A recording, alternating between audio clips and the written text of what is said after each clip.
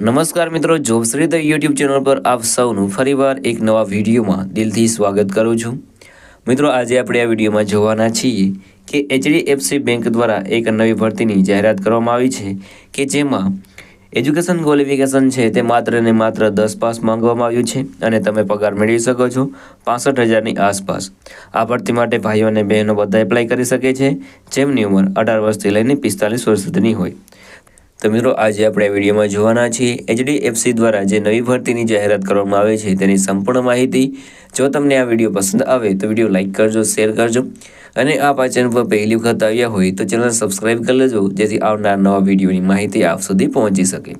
તો હવે આપણે જઈશું HDFC બેંક દ્વારા જે નવી ભરતીની જાહેરાત કરવામાં આવી છે તેની ડિટેલ ઉપર અને સંપૂર્ણ માહિતી મેળવીએ।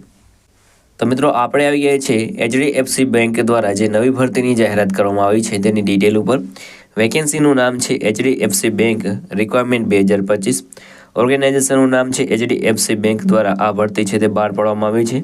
પોસ્ટ નેમની વાત કરીએ તો rural portfolio officer, outreach officer, assistant accountant, clerk, HR manager, branch sales officer, branch manager, sales officer અને ઓફિસર એમ વોરિયસ પોસ્ટ ઉપર ભરતી થવાની છે। ઘણી બધી પોસ્ટ ઉપર ભરતી થવાની છે તો એપ્લાય જરૂર કરી દેજો।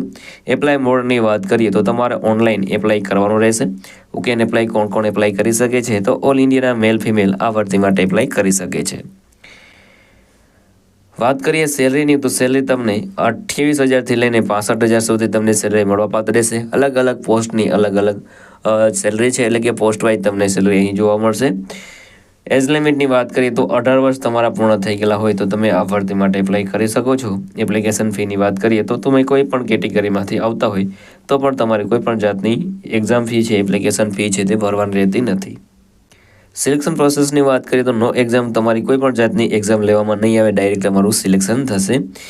એજ્યુકેશન ક્વોલિફિકેશનની વાત કરીએ તો અહીં તમે 10 પાસ હોય, 12 પાસ હોય, ગ્રેજ્યુએટ હોય તો પણ તમે આ ભરતી માટે એપ્લાય કરી શકો છો।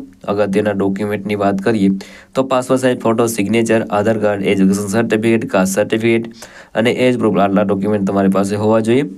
વાત કરીએ તમે આ ભરતી માટે કેવી રીતે એપ્લાય કરી શકો છો તો મિત્રો, વિડીયોના ડિસ્ક્રિપ્શનમાં તમને એક લિંક મળી જશે, તેના પર ક્લિક કરશો એટલે તમે HDFC બેંકની ઓફિશિયલ વેબસાઇટ પર પહોંચી જશો। ત્યાં તમને વેકેન્સી જોવા મળશે, જેમાં તમને લાગુ પડતી હોય તે વેકેન્સી તમારે સિલેક્ટ કરવાની રહેશે। તેમાં તમારી પર્સનલ ડિટેલ, એજ્યુકેશન ડિટેલ છે તે ભરી દેવાની રહેશે।